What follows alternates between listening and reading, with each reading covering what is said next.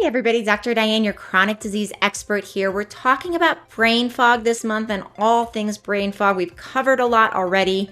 Today we're going to cover hidden causes of brain fog. So if you've watched my earlier videos, you've seen the reminders to always work with your doctor to rule out any of the scarier types of things that can be related to brain fog, such as Alzheimer's, such as a tumor. And I say that because it's important to catch that early. I know this is very, very concerning and very anxiety-provoking information to hear. I can tell you that most of the time it's not that. But if it is that, we want to know early. So what I see most in people that I work with as far as brain fog, and it's been, I feel very sure, well over 1,000 people I've seen with brain fog at this point. One of the things I typically see is a lot of the standard labs and a lot of the neurological workup is basically normal. Maybe there's something that's like slightly off. Maybe the thyroid is slightly low, for example, but you get on thyroid in that case and the brain fog's still there. So what is underlying? What is causing it? So remember, I did talk about certain things that could cause problems as far as mechanisms of where we could get brain fog, such as inflammation and things that would get to the brain that would cause inflammation, such as toxins or infections. I also previously mentioned a lack of blood flow. So let's start with some of the basics that we want to consider as far as what could be causes, and then we'll work up to some of the very common but less talked about. So we want to make sure that we're doing things like getting full iron tests. I've mentioned iron, so we want to look at that. We want to look at thyroid health. We want to look at adrenal health. We want to look for any nutrient deficiencies. Any of those things could be very, very clear, easy explanations for why there's brain fog. But like I said, it's very frequent that people do all of those things, and sometimes there's even a slight abnormality, and then it doesn't fix the brain fog, or it fixes the brain fog and then it just comes back. So what's happening in those scenarios? So that takes us to this other layer, right? Where we have to consider what else is inflaming the brain.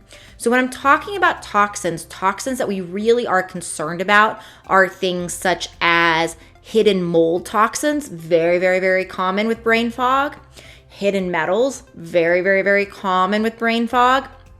And other types of environmental toxins, such as glyphosate, which is the pesticide that is used, basically Roundup, right? It's the chemical of Roundup.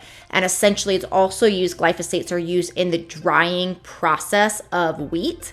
And we do see links in the literature with this and brain function abnormalities. So essentially what we want to do is we want to test to make sure we are eradicating those things. We also want to make sure that we're considering other causes. So chronic hidden infections such as Lyme, Babesia, Bartonella, even things like West Nile I've seen with causing brain fog. So we want to do proper tests for all of those things. In addition to that, we do want to consider the basics of blood sugar. So while most people have had basic blood sugar levels run, I'm going to tell you in the next video, the video that's coming out next is about testing. So these are the root causes, right? These are the toxins, the inflammatory things, the infections, the basic things such as hormones. The other thing I didn't mention that has to be mentioned here is sex hormones. So testosterone, estrogen, progesterone, right? So this is why women in menopause oftentimes can be brain foggy. Just as those hormones are shifting around, we see the hormones actually will change what parts of the brain blood is flowing to. It's that potent, right? So when we have these changes in menopause, our brain is reacclimating to blood flowing around in different areas. And that's one of the reasons there can be this menopause type of brain, and where if like the thinking is just not as clear during that hormonal transition because the brain has to reacclimate to the new normal. So all of these things are very, very, very, very, very possible with what we're talking about here. So make sure you subscribe to the channel so you can get my next video where we're going to talk about testing for all of these different things. Also, make sure you go into the show notes and sign up for my masterclass. The masterclass is coming up soon, and we are going to go in detail, in a deep dive as to what these particular root causes are in a lot more detail, giving you better access to tests,